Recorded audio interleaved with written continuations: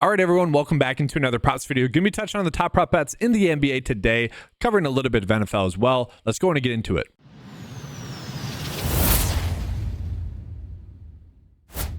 So guys, yesterday, kind of annoying day for me as a content creator, if you will. The bet sets that I ended up highlighting on the bet of the day were not good. Okay, that was the annoying part. 2 for 7 there. But also, I gave out a lot of bets that I really liked. And I'm annoyed at myself for putting the incorrect ones on there, because you look at the other ones that I mentioned, 7 for 10 there. So 9 for 17 on the day. That's okay. A couple of the bets kind of missed just because of blowouts, which a little bit annoying there. It is early season NBA. That's going to happen. It's going to be pretty hit or miss. You got to get the minutes right. You got to get the rolls right. And in some cases, we just don't have that information just yet. But let's go ahead and get into today's slate. Looking at the NBA, sorting the 9 to 5 cheat sheet here by the NBA. And what we're going to notice here is that we are getting some decent prop bets. I already got a bet in that kind of got bumped already this morning, which is a little bit annoying, but we got Jamal Murray for under his rebounds and assists there at 9.5. And if we look at it, guys, obviously the minutes that Jamal Murray was getting in the playoffs, we don't expect those minutes again. I'm actually wondering if we're going to see closer to him getting around 30 minutes per game now with Russell Westbrook there. We see his average last year, while getting around 32 minutes, he was able to average around 10 rebounds and assists. So the biggest question is, when Westbrook's on the court, or, is he going to be playing a lot? Probably not, but still, how much usage will he be soaking up in those situations? And so I kind of get both sides of this. One, why it's popping up as a good bet, but at the same time, I'm not like gung-ho about it. Alexander Walker to get over 1.5 rebounds is okay. You look at that that opening game against the LA Lakers, he was able to get that over pretty easily. So, I'm kind of okay with that one. Assuming that the minutes are there for him, I'm okay to get there with him. From there, Julius Randle get under 1.5 three balls made. That's not one I'm directly targeting. We got Jalen Williams to get under his rebounds and assists at 9.5.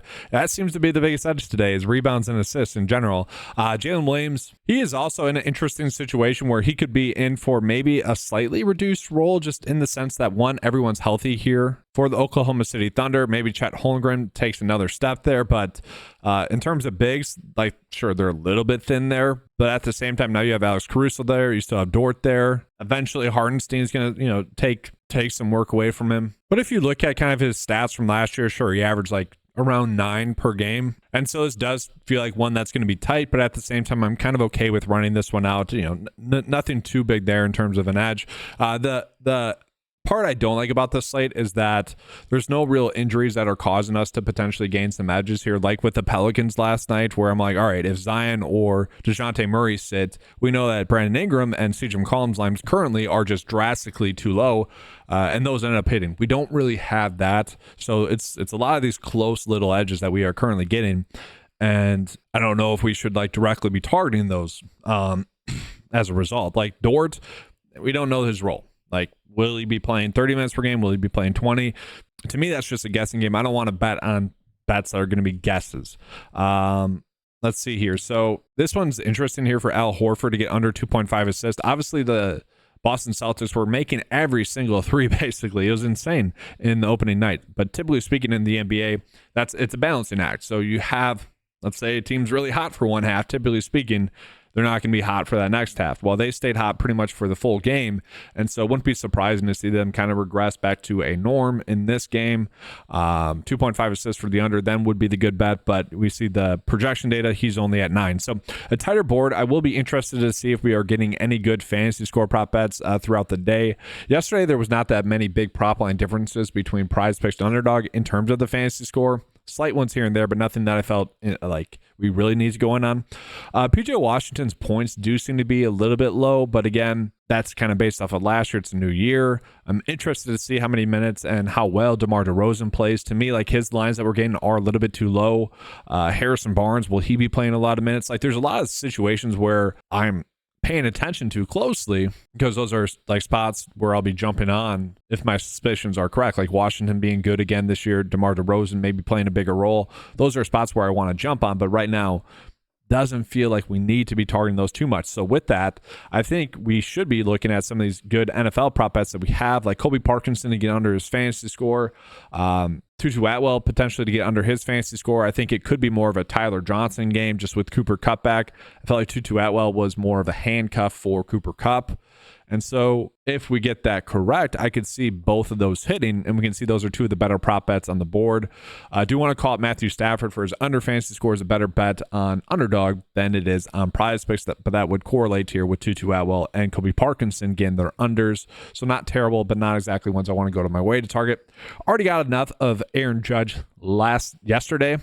Don't feel the need to get on him more. So with that, let's go ahead and get into the bet slip for the day. Now, before we get into the bet of the day, just want to remind you guys of the promo code that's currently going on the 9 to 5 membership. Use the promo code KEEPCASH and you get 20% off your first 9 to 5 membership. Get access to all the tools available on the website for just $10 a month. Looking at it, guys, again, a little bit of a tighter board as it sits right now. In terms of the bets I want to be targeting, typically I liked in the NBA, I like to look at spots where maybe players are injured or we can see like an increase or decrease in minutes for players. And I just don't think we have that clarity. So I'm just rolling with the top bets that we have. These bets that are close to really good expected value bets. Typically we want to be targeting bets that have a 54% likelihood to hit. None of these NBA bets have that, but they're all about 53.9 or so. So like kind of close enough. And obviously these are just like the best options. We got Walker to get over 1.5 rebounds based off of the first game, which I don't want to take too much away from the first game, but he had 5 rebounds in that game. So decent there. Jalen Williams to get under 9.5 rebounds and assists. Probably going to be a sweat, like probably going to get 9 here. And then Julius Randle as well for under 1.5 3 balls made. Not exactly one that I wanted to target, but I wanted to make this a 5 slip bet. So, the flex slip, if you guys just want to run out 2 bets, probably these 2. Hopefully we get some better bets on the 9 to 5 cheat sheet throughout the day. And then I did toss in Tutu Atwell and Kobe Parkinson. Again, just betting on Cooper Kupp having that major role and also betting on it to be a Tyler Johnson game and not a Tutu Atwell game. That's going to do it for this video, guys. Thank you guys for being here. Good luck with all your bets today. Hopefully the board gets a little bit better throughout the day for NBA, as I expect it will once we get some of those fantasy score prop bets. Thank you guys for watching. Leave a comment with your favorite bet on the day. Give a like, subscribe to the channel. Thanks for watching, and as always, let's keep cashing.